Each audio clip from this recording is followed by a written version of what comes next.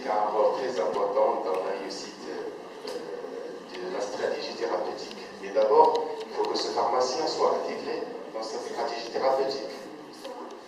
Il doit être intégré dans cette stratégie thérapeutique. Parce que normalement, la stratégie thérapeutique, c'est le rôle du médecin, mais en même temps, c'est aussi le pharmacien et le personnel paramédical.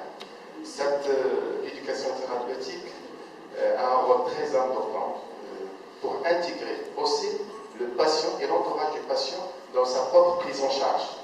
Et d'où la réussite de cette stratégie thérapeutique. Pour plutôt arriver à la réussite de la stratégie thérapeutique. Vous avez parlé, madame, des éducateurs. Et moi, en tant que pharmacien, je peux, au moment de la dispensation du médicament, faire de l'éducation sanitaire et je peux faire l'éducation thérapeutique. Par exemple, pour le diabète, je peux le faire d'une manière très efficace. Par contre, si je parle d'une autre pathologie, c'est la sclérose en plaques, par exemple, peut-être je peux être superficiel. Vu l'utilisation en corticoïdes, les taux pour les produits biologiques, c'est peut-être, il faut une autre formation, il faut approfondir. Pour ces éducateurs, est-ce qu'il y a des éducateurs qui sont spécialisés? Par exemple, en endocrino, on trouve un éducateur spécialisé en endocrino, d'autres dans d'autres pathologies. Est-ce qu'en même temps, ça existe aussi pour les pharmaciens? Parce que dans d'autres pays qui ont déjà commencé cette éducation thérapeutique, est-ce qu'il y a spécialisation? Merci beaucoup. Si on revient bien sûr aux pays qui ont bien sûr intégré l'éducation thérapeutique avec la rémunération des pharmaciens, il exige une formation au préalable.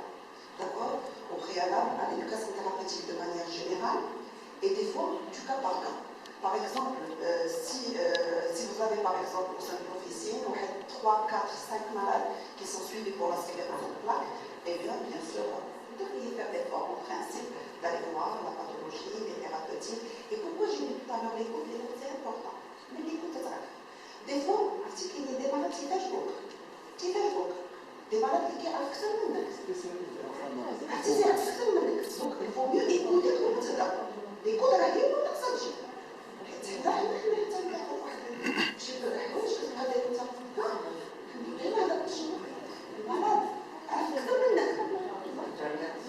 عرفتي والله خاصة واحد لاباسون اللي جات كتسقسي على لي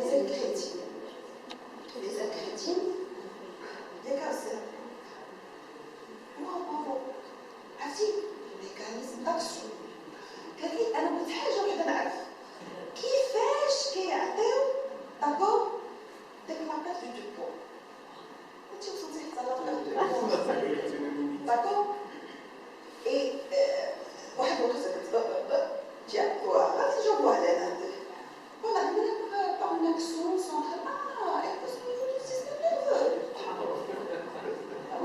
وي كتعرفي شنو هي لاساتيدي؟ قالت لي لا فكاشي دابا حسبتي ولا حتى الساتيدي هي تيحبسوا لك الشهيه تمشي الشهيه بغيت نعرف كيفاش كيحبسوا هذه الشهيه داكور اي دونك لي مالاد فو بوزي لا كيسيون حيت دي فوا انت كتعطيه هو راه كيكون اكثر دونك ايكوتي شنو هو لي زاتونت ديالك et des fois bien sûr pour des pathologies par exemple les humains la sous-spécialité on dirait il faut faire l'effort il y a donc في pays اللي خداو l'éducation thérapeutique ou officiellement donc RNP fait toujours une formation préalable généralement donc il y a pas mal de formations qui se font même au Maroc donc on commence par exemple c'était le ministère de l'enseignement supérieur qui a demandé qu'il y ait bien sûr l'enseignement supérieur en relation bien sûr avec le département formation continue du ministère de la Santé.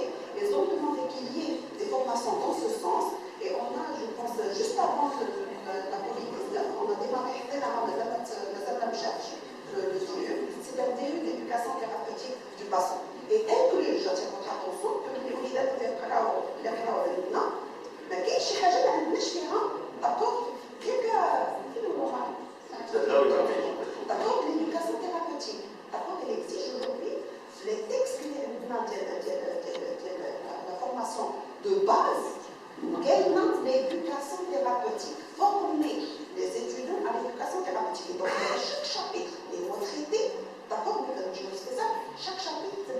à partir de l'éducation thérapeutique du patient.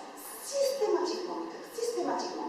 La formation pharmaceutique continue, d'accord? Bien sûr qu'il y a des DIU, je pense qu'il y a pas mal de vous, les ont suivi le DIU jusqu'au LUM6, d'accord? On a raison d'ailleurs, quand j'ai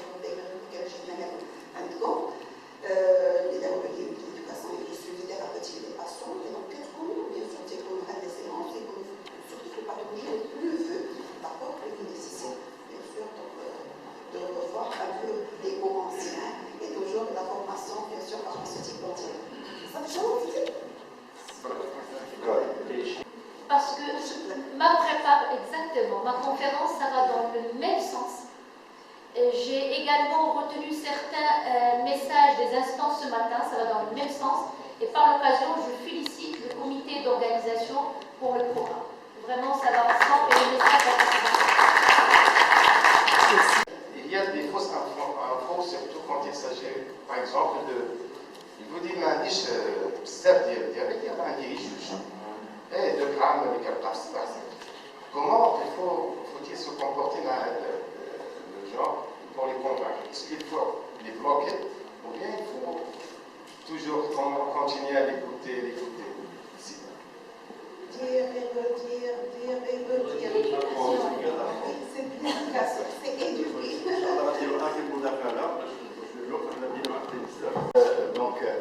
Chef de service de pharmacologie à la faculté de médecine et de pharmacie de Casablanca. Ils font de l'excellent travail. Ce sont des médecins et des pharmaciens qui se conjuguent et qui contribuent pour l'amélioration de la formation de base et la formation continue des pharmaciens. Alors, en ce sens, dans la formation de base, donc, Madame le professeur Fileli a innové et a inauguré cette pharmacie pédagogique.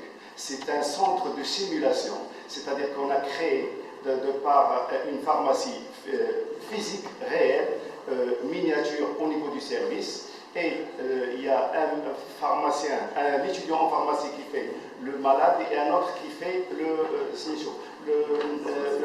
pharmacien. Et dans une autre salle mitoyenne, il y a des caméras et on assiste à tout ce qui se dit. Et on évalue et on va dire qu'est-ce qui se passe, est-ce que l'échange a été fructueux ou pas fructueux. C'est très intéressant et c'est une évolution dans la manière pédagogique d'apprendre et d'améliorer les choses. Et là, pour revenir à la question de mon collègue de tout à l'heure, les prérequis, c'est quelque chose de très important.